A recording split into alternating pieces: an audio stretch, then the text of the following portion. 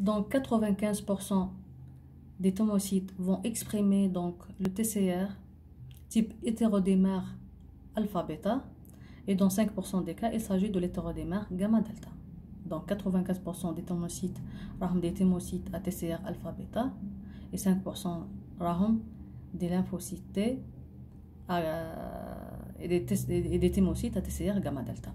Ces lymphocytes à TCR gamma-delta, ils ont continué leur différenciation, ils vont quitter le thymus pour coloniser les muqueuses.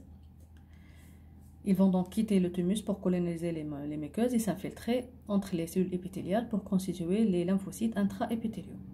Alors que les thymocytes à TCR alpha-bêta, ils vont exprimer les deux molécules qui sont les CD4 et les CD8, ils vont devenir double positifs. Ils vont rester dans le thymus pour poursuivre leur maturation. Ils vont passer par deux autres étapes. Ce sont deux étapes de sélection. La première étape de sélection, c'est la sélection positive et par la suite, c'est la sélection négative. Donc, au cours de stade 4, 95% des lymphocytes et des thymocytes à TCR alpha, bêta, CD3, elles sont double positives, CD4+, CD8+. Elles expriment les molécules spécifiques de lymphocyte T et elles expriment le CD1, qui est le marqueur cortical. D'où les doubles positifs. Et dans 5% des cas, donc ils ont terminé leur maturation. Ce sont des lymphocytes T, ATCR gamma delta CD3. Elles sont double négatives. Elles n'expriment pas, la subpopulation gamma delta n'exprime pas ni le CD4 ni le CD8. Ou les marqueurs spécifiques des lymphocytes T. Les marqueurs, ils sont communs entre les différentes subpopulations des lymphocytes T. Ils vont quitter le thymus. Alors, ça, c'est 95%. Vont rester dans le thymus pour poursuivre leur maturation. Ils vont passer par la première étape de sélection qui est la sélection positive. Ce sont les étapes de la sélection intrathymique. Donc les étapes de la sélection intrathymique, c'est la sélection positive, on va de la sélection positive, c'est positive, on va négative. On va commencer par la sélection donc positive. Cette étape implique les thymocytes double positifs à TCR alpha bêta avec les cellules épithéliales thymiques qu'on appelle les TEC pour thymic epithelial cell, les cellules épithéliales thymiques de la corticale.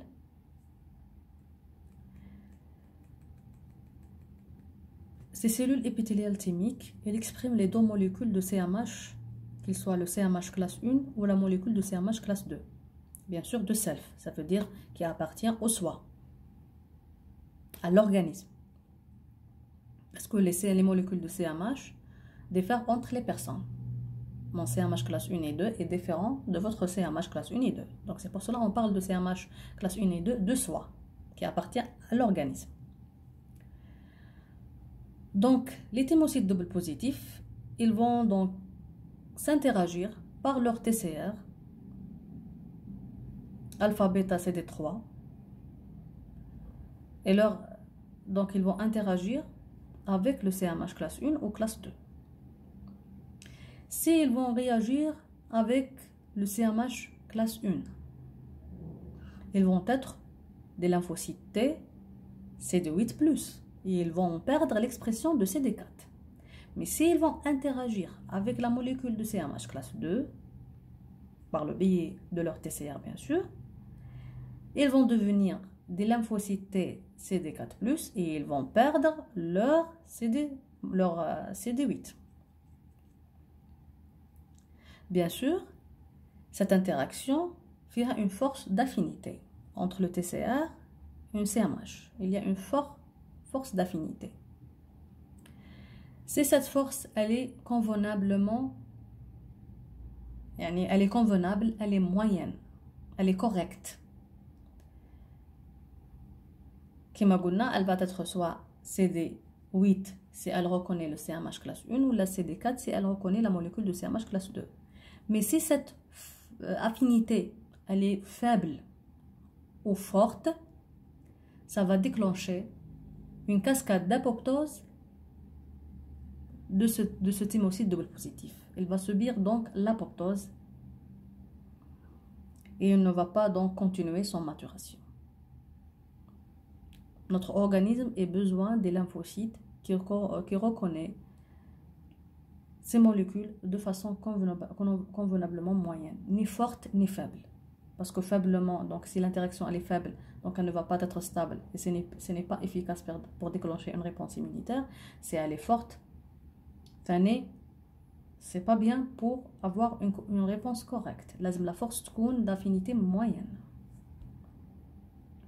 Donc les thymocytes qui ont réussi à surmonter cette étape sont devenus simples positifs. Soit simple positif CD8+, soit simple positif CD4+. Ça dépend qu'est-ce qu'ils ont connu comme molécule. Est-ce qu'ils ont interagi avec la molécule de CMH classe 1, donc CD8, molécule CMH classe 2, donc ils sont CD4+. Après cette sélection, ils vont passer par la deuxième étape de sélection intrathymique, qui est la sélection négative. Cette sélection ne se fait pas au niveau cortical comme la sélection positive. Elle se fait au niveau de la jonction cortico-médulaire et exactement au niveau de versant médulaire de cette jonction. Donc elle se fait au niveau de versant médulaire de la jonction cortico-médulaire, en présence des cellules présentatrices de l'antigène et des TEC médulaires. Ça veut dire les cellules épithéliales thymiques médulaires. Ces CPA et ces TEC médulaires, elles expriment à leur surface des molécules de CMH, classe 1 ou 2, associées à un peptide self, c'est-à-dire un peptide de soi, qui appartient au soi. Ce n'est pas un peptide de milieu extérieur. Donc, les thymocytes qui vont réagir contre ces peptides de soi vont être éliminés par apoptose, parce que ces thymocytes vont être à l'origine des maladies auto-immunes. On n'a pas besoin des thymocytes, on n'a pas besoin des lymphocytes qui s'interagissent contre les constituants de soi. On veut des lymphocytes qui tolèrent le soi et qui éradiquent tout ce qui n'appartient pas au soi. Ça veut dire tolèrent le soi et élimine le non-soi. C'est pour cela, au cours de cette sélection, on veut tester la tolérance de ces thymocytes. Si elle va réagir contre les peptides de soi, ils vont être éliminés parce que leur présence est un risque pour l'organisme, parce qu'ils vont être à l'origine des maladies auto-immunes. Mais les thymocytes qui ne vont pas réagir contre les peptides de soi, ils vont être donc sélectionnés, on va les garder. Ils peuvent quitter le thymus comme des lymphocytes T alpha-bêta matures. Donc, les cellules dendritiques, les cellules présentatrices de l'antigène, voilà, les cellules médulaires, les TEC, les cellules thymiques de la médulaire, les cellules épithéliales thymiques de la médulaire, elles expriment à leur surface des molécules de CMH classe 1 et 2 associées à un peptide de soi. Ça, au niveau de thymus, bien sûr. Donc, j'ai la thymocyte qui est devenue simple positif, mais la sélection positive. Comme vous voyez, donc l'interaction entre les molécules de CMH ou les TCR, on a besoin de TCR alpha-bêta CD3 ou la molécule de CD8 et CD4. On va voir au cours lorsqu'on va étudier donc le complexe majeur de cette compatibilité avec les molécules de CMH, on va voir le site de liaison au CD4 et CD8 sur les molécules de CMH. Donc, le CD4 et CD8 ont un site de liaison sur la molécule de CMH. Ils ont un rôle dans l'interaction entre le TCR et le CMH.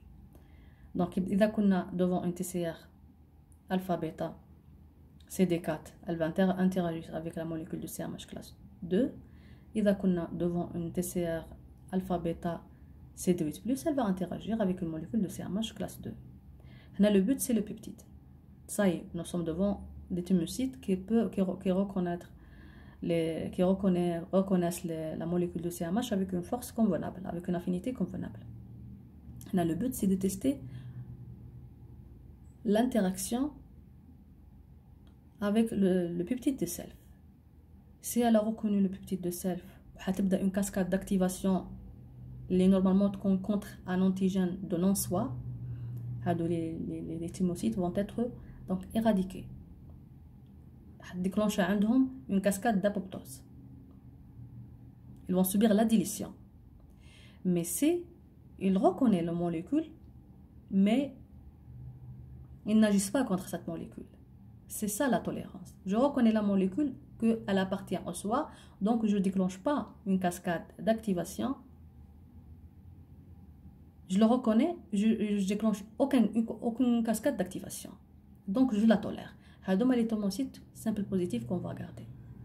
Et qui vont quitter le thymus se forment des lymphocytes T, CD4+, ou la CD8+, matures, et qui vont donc passer à la circulation pour rechercher leur antigène à lequel ils sont donc dirigés contre. Et c'est ça la sélection négative. La sélection positive, on recherche des thymocytes qui reconnaissent les molécules de CMH classe 1 ou la 2. C'est ça la sélection positive. Je cherche une thymocyte qui reconnaît la molécule de CMH. La sélection négative, je recherche les thymocytes qui ne reconnaissent pas le peptide de soi. C'est pour cela que c'est une sélection négative. C'est pas qui ne reconnaît pas, pardon, qui reconnaît le peptide de soi, mais sans déclencher une cascade d'activation. Les thymocytes qui ont subi la délétion, ils n'ont pas arrivé à reconnaître le peptide de soi. Pour eux, c'est un peptide étranger. Donc, déclencheur, une cascade d'activation, normalement contre un antigène de non-soi. Mais les vrais thymocytes qui ont réussi à reconnaître le peptide de soi, donc, je fais rien, je le tolère, parce qu'il appartient en soi. Non, ils n'ont pas déclenché une cascade d'activation. C'est ça les bons thymocytes et les bons futurs lymphocytes. C'est pour cela, les lymphocytes matures, les thymocytes qui sont devenus des lymphocytes T matures, ont été éduqués à reconnaître le soi et à le tolérer, et à reconnaître le non-soi et à le rejeter. Ils quittent le thymus pour aller se localiser au niveau des organes lymphoïdes secondaires, bien sûr dans les aires T dépendantes. Ils pénètrent donc par voie sanguine et peuvent circuler d'un organe lymphoïde à un autre par voie lymphatique. Ces lymphocytes T au repos, sont en attente d'une éventuelle rencontre avec l'antigène stimulant. Pour cela, ils sont naïfs. Alors, prêts pour reconnaître un antigène de non-soi et l'attaquer. Mais mais au repos, parce que jusqu'à maintenant, ils n'ont pas encore rencontré l'antigène. Mais rahom immunocompétents. Ils peuvent engendrer une réponse immunitaire. Naïf parce qu'il n'y a pas encore ce contact. Ce contact n'est pas encore fait.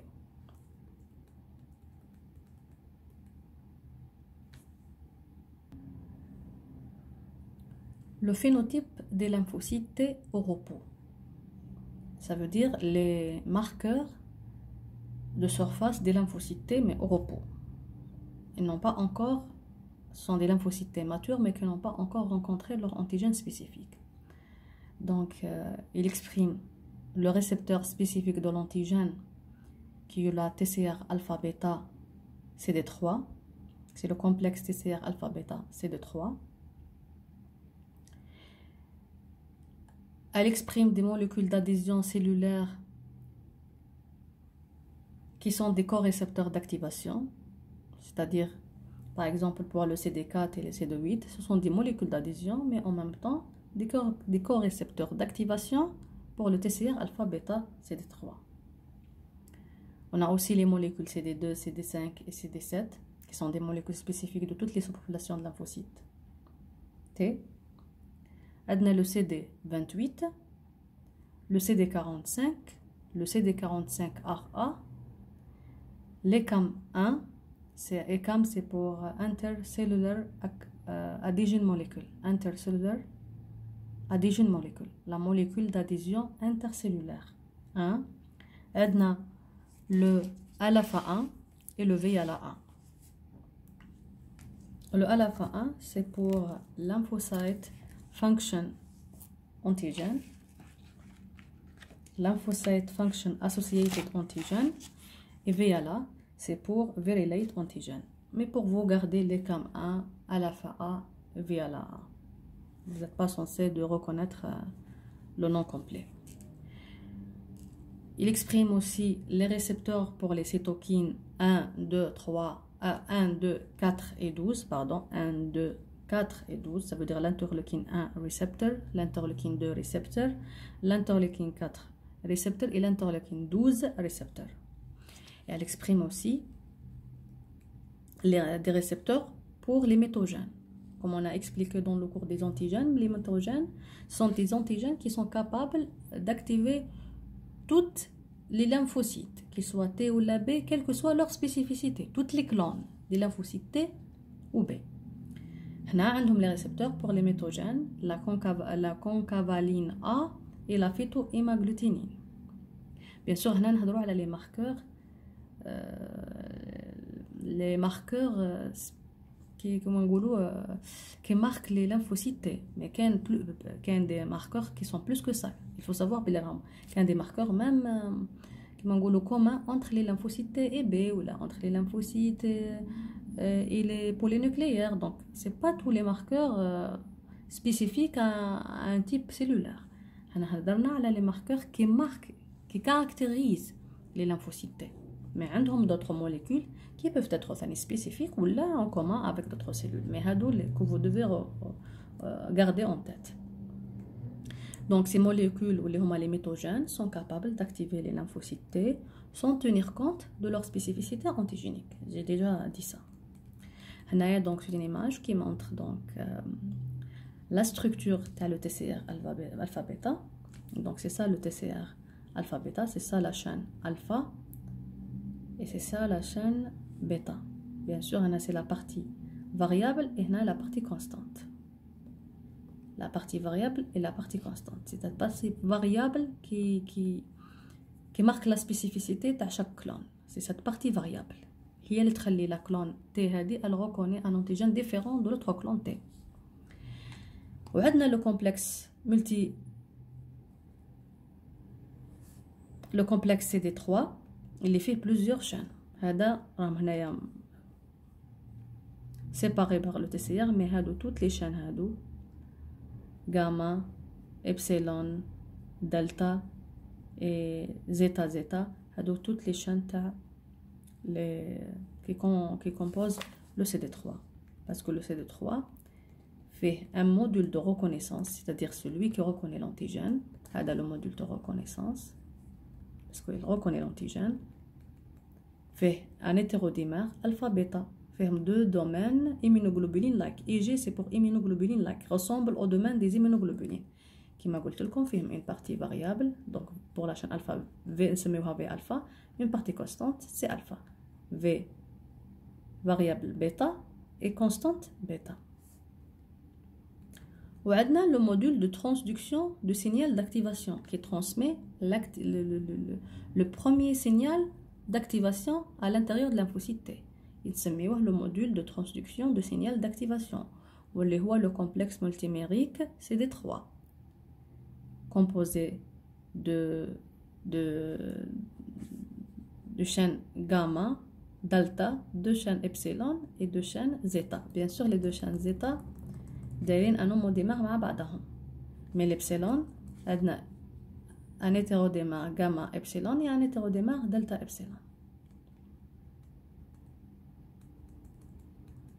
L'essentiel عنده des chaînes gamma, delta, epsilon, zeta qui possèdent au niveau de leur région intracytoplasmique des motifs DCAM. هادو هما les motifs DCAM. هادو هما les motifs d'ETAM. ETAM c'est pour immunoreceptor tyrosine based activation motif. Je répète, immunoreceptor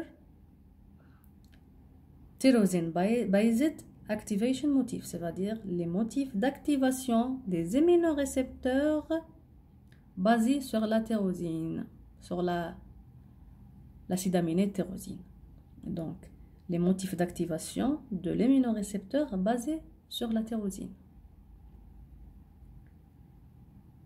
Mais pour vous, vous n'êtes pas censé de garder immunoreceptor tyrosine by Z activation motif. Ça, je vous explique les abréviations pour mieux comprendre. Mais pour vous, c'est suffisant de dire ITAM.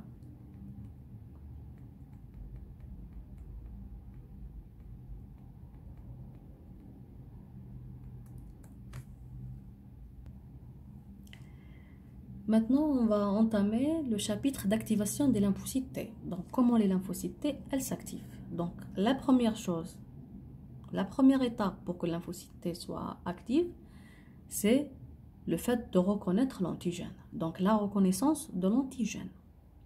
Donc, l'antigène qui a pénétré dans notre organisme va être pris en charge par les cellules présentatrices de l'antigène. Ces CPA vont l'internaliser et à l'intérieur de ces cellules, il va subir le clivage et la dégradation par un processus intracellulaire qu'on appelle l'apprêtement ou le processing. C'est pour récupérer les peptides immunogènes.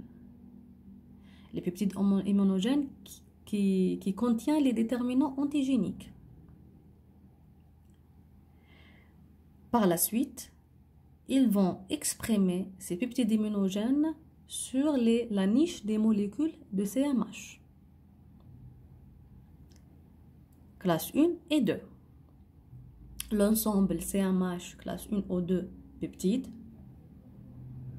parce que la molécule de CMH jamais تكون vide, toujours لازم يكون فيها peptide. في le cas d'un antigène pathologique, هيكون un peptide de non-soi. Donc l'ensemble de CMH classe 1 ou la 2 peptides, qui maintenant c'est un peptide étranger, il va être exprimé à la surface des CPA pour être présenté aux lymphocytes T. Comment les lymphocytes T peuvent reconnaître cet antigène qui est exprimé sur la molécule de CMH? Bien sûr, c'est par leur TSR. Donc, il va y avoir une interaction entre le TCR CD3 des lymphocytes T avec la molécule CMH peptide des CPA.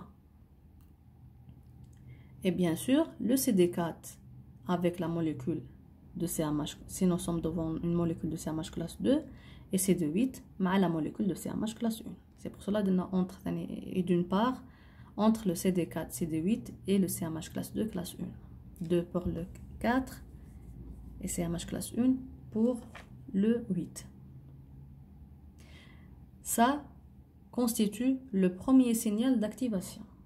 Le premier signal d'activation,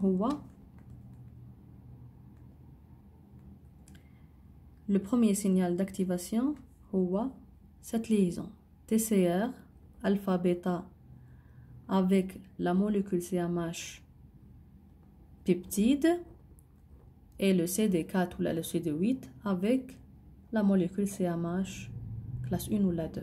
Ça donne le premier signal qui est le signal de reconnaissance.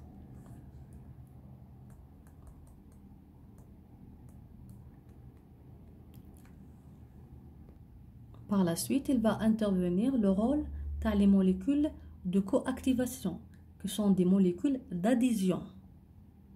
Leur but, c'est d'augmenter l'adhésion entre les CPA et les lymphocytes T. Donc, c'est les molécules qui sont exprimées sur les lymphocytes T et le ligand sur les CPA. Donc, le CD28 sur les lymphocytes T va se lier avec son ligand sur le CPA ou le CD80. Le CD28, il peut se lier aussi avec le CD86. Donc, CD28, il va se lier avec le CD80 et 86. Le CD2 va se lier avec le CD58. Et le alpha 1 va se lier sur les lymphocytes T, va se lier avec les CAM1 sur les CPA. L'ensemble de ces interactions, dont le chef clé, le chef de file et la liaison CD28, CD80 ou la 86, ça veut dire toutes ces interactions, mais essentiellement cette interaction CD28, 80, 86 constitue le deuxième signal d'activation qui est le signal d'adhésion. On a montré donc pourquoi le chef de file ou le CD28, CD80, 86 parce que il entraîne une co-stimulation. Hadou le rôle تاعهم seulement l'adhésion. Hada le rôle تاعو c'est l'adhésion et la co-stimulation. C'est pour cela Hada le plus essentiel. Hada c'est le signal de reconnaissance, d'activation et de reconnaissance. Hada adhésion avec co-stimulation, le CD28, CD80, 86 qu'on appelle aussi le B71 ou la B72. Mais Thomas garder, c'est plus facile de garder le CD80, 86. On a le CD2 avec le alpha 3, le alpha 1 avec les cam 1. Hadou, leur rôle c'est l'adhésion. Hada c'est l'adhésion et la co-stimulation. Et ça, c'est le deuxième signal d'activation. Donc le premier signal d'activation c'est la reconnaissance. Le deuxième signal d'activation c'est la co-stimulation. Assuré par le CD28, CD80, 86.